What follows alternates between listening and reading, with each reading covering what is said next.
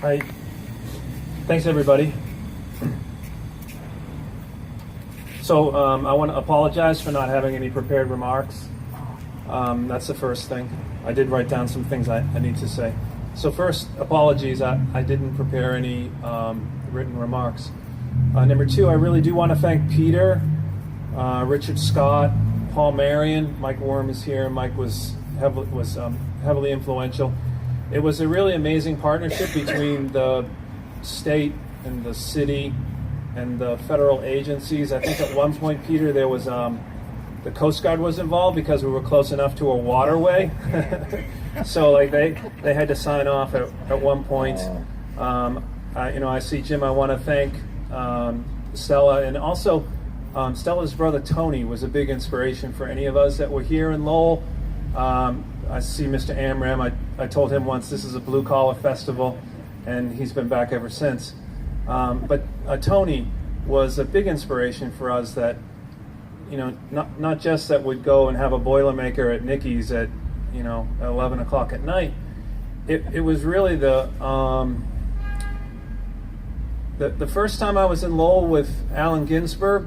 We bumped into Tony, and the respect that Allen had for Tony and Tony had for Allen was so genuine, and it was really good to see, and it kept us inspired. So I want to thank again all those agencies and all those people involved. It was January. It was at 12:30 at the library. I'll talk more about this, so I'll try to be really concise here right now. But in January of 1986, about 2 years and 6 months before the monument was built, I was in New York City. I was living in Lowell at the time. I went to New York City. I went to an exhibit of Allen Ginsberg's photographs at the Holly Solomon Gallery, and met Allen Ginsberg, and he said, you're from Lowell. It's ridiculous they don't have a park. They don't have a monument to Jack Kerouac in Lowell. You need to go back there and do something about it. And it was like this urgency. I know Dr. Charters knows how Allen would talk sometimes. There was this real urgency about it. So we came back to Lowell, and I talked to a few of the different, Mr. Topier and some other people around the city, and they said, go see Jimmy Curtis, who was Jack Kerouac's lawyer when he was in Lowell. So I went to see Mr. Curtis, and he said, here, these are the incorporation papers of the Hellenic American Club. Just replace the words Hellenic American with Kerouac and retype it. I said, all right, I can do that. But Mr. Curtis also told me that Jack Kerouac would come into his office after every time an episode of, what was that old show, Sunset Strip? He said after every episode, Route 66, there was like some show on TV, and he said after every episode, Kerouac would come in with like a 15-page, single-space typed legal brief and impeccably written legal terminology, suing the makers and describing exactly where in his books the show had. And so Jimmy still had all of these large pieces. So we started a nonprofit. It was called the Corporation for the Celebration of Jack Kerouac in Lowell, and it was doing business as Lowell celebrates Kerouac. It was sort of the fun of it was just to do something in Lowell and to do something interesting and to kind of recognize Jack Kerouac in Lowell. But really, for those of us that were here in Lowell, it was more about like, what the hell, there's nothing to do here. Like, let's do something fun. Let's do something kind of interesting. And I want to come back. So it was do something fun, do something interesting.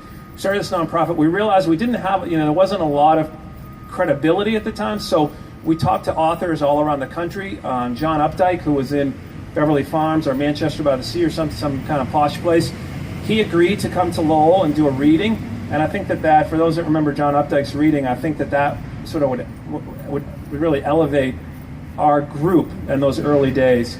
A side note about John Updike, he and I drove back from the reading to there was a party afterwards that, it was probably like $20 at the time. We thought it was a ton of money, and we got a lot of affluent people in Lowell to pay for a party with John Updike, and he was real good about it. But he and I drove in a car together, and Updike says, we're driving on the road in Lowell. I can't do his imitation. So we started talking, and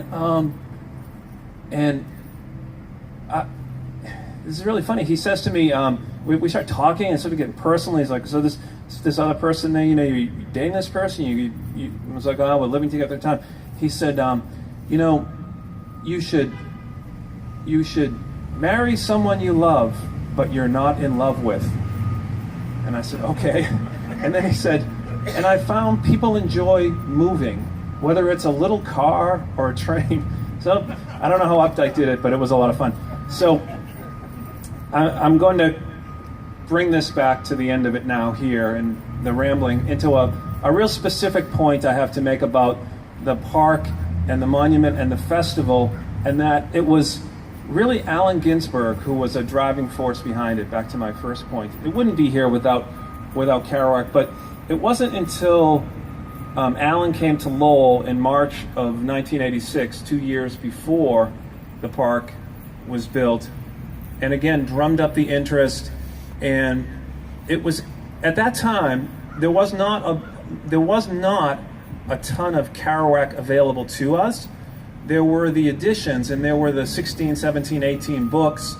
There were not, of course, Dr. Char's collected letters. There was not the sense that there was as much more that was there. There was an understanding that there was some of it, but there wasn't that understanding. And it wasn't until, and so we thought, well, we have this sort of really hip, cool writer.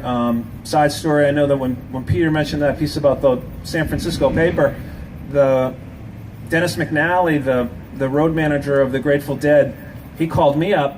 He was also a really good friend of Tony Sampas's. He called me up first, said, hey, how's Tony? Do you see Tony around? I said, yeah. He said, hey, I'm in a hotel room with the Grateful Dead, like, and you're on speakerphone. Like, is it really true you're going to build a park? And I said, yeah, why don't you guys come to Lowell? and it was, Bob says, man, you have no idea what one of our shows is like. And then Dennis gets back on, he's like, that's a whole nother level of operation here to go. But it was a really fun, exciting time. Back to the point, there wasn't that kind of the generosity materials there yet with Kerouac. And so we were kind of pecking around the edges, thinking he was a certain kind of a writer. It was Allen who came in and said, you don't understand. This is like the most important American writer.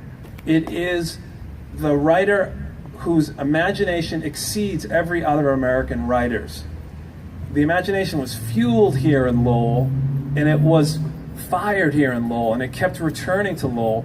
And it's not that that's the achievement, it's the first part of that we're talking about really the most imaginative American writer ever, who you will start to see the materials emerge that will continue to reinforce this idea that nobody took their space and used their imagination to transform the way that we see that very same space.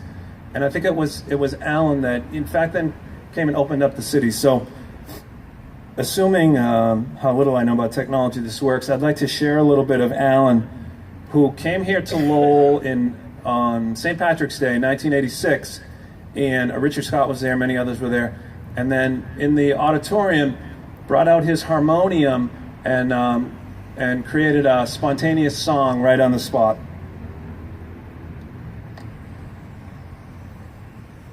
Happy to be here in Lowell. Today, the 17th of March. Couple more days, it'll be springtime. The weather won't be so harsh. Now, my job is to welcome myself and yourself and all visitors here today. So I hope our minds will be harmonious and won't clash. Jack Kerouac came from your hometown. I visited him once a year. But I know Lowell, Massachusetts, inside my brain, really dear. Because I read all of Kerouac's prose. Walking the streets, I have nothing to fear. He wrote about you all and the streets spontaneously, out of the bottom of his mind. He told everybody that they could do it too. That's why I'm sitting here singing to you blind. I don't know what I'm going to say next, but it must be something on top of my own kind. Certainly Kerouac was a genius, and geniuses are not recognized at home. I think I said that to the Lowell Sun, and I gladly wrote it out for you to read and get it under your dome. What I said more precisely to the reporter was that in China, Kerouac is considered an excellent specialist Americanist, prose writer, certainly a generationist who applies not only to the Americans but also to the Chinese too, after the Cultural Revolution when they came back from exile to go home. The thing that was important about Kerouac was he told everybody to speak his ultimate mind. He said, everybody's mind is bottomless, just like the universe, and like the universe quite kind. Because it took 4 billion years to evolve your brain.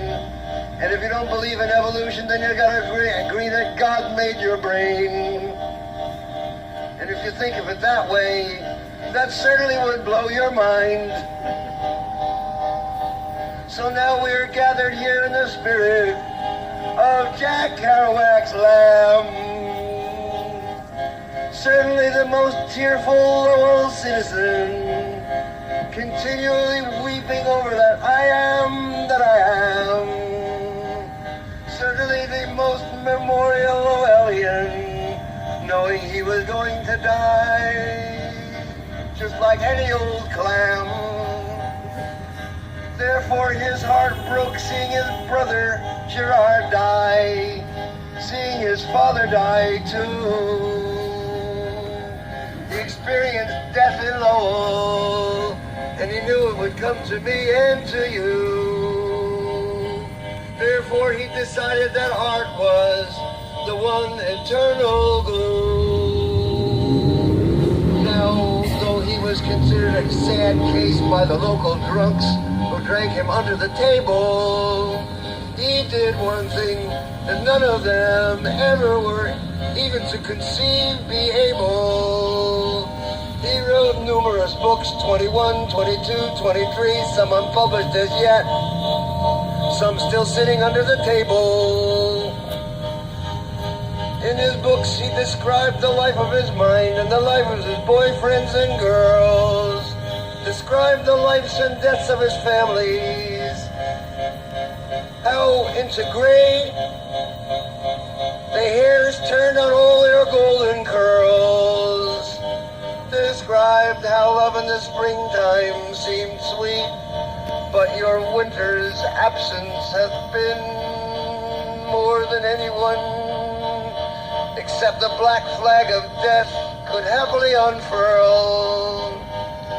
So now that I've said some little bit about first thought, best thought, spontaneous brain, I'll leave it up to the high school poets of Lowell to read Jack's prose with pleasure or with pain. And I'll get off the stage and return with Gregory Corso if he shows up to the front door, because he went out walking before. So I'll be back later. What was the rhyme? Here? Up here on the stage once more.